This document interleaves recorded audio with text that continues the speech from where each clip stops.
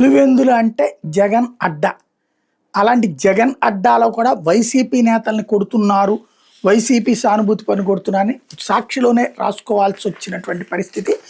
కూటమి పార్టీలు గద్దెనెక్కడంతో టీడీపీ నేతలు ఏదో ఒక చోట దుర్మార్గాలకు తెగబడుతున్నారు. తాజాగా పాత కక్షలను దృష్టిలో ఉంచుకుని వ్యవసాయ క్షేత్రంలో కాపుకొచ్చిన పచ్చని చెట్లను జేసీబీలతో తొలగించారు.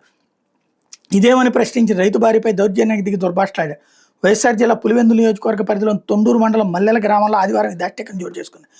బాధితులు తెలిపిన వివరాల ప్రకారం మల్లెల గ్రామానికి చెందిన వైఎస్ఆర్సీపీ మద్దతుదారు గుజ్జల గంగాధర్కి చెందిన చీనీ తోటలకు టీడీపీ నేత చిట్టిపోయిన గోపాల్ తన అనుచరులతో వెళ్లి పచ్చని చెట్లను జేసీబీతో తొలగించారు.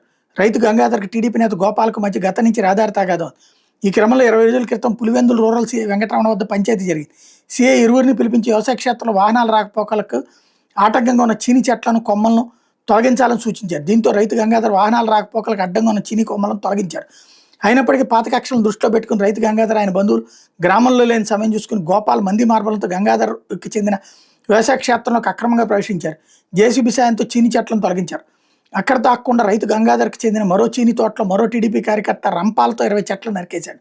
అనంతరం వ్యవసాయ క్షేత్రంలో అక్రమంగా రాళ్లు పాతి ముళ్ళ కంచి వేశారు.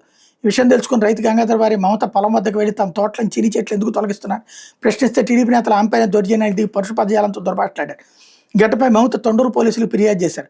ఇదే అంశంపై గణమద్దినేని మధ్యలెట్టి వివరణ కోరగా తాము మహానాడు విధుల్లో ఉన్నామని విచారణ జరిపి కేసు నమోదు చేస్తామని చెప్పారు.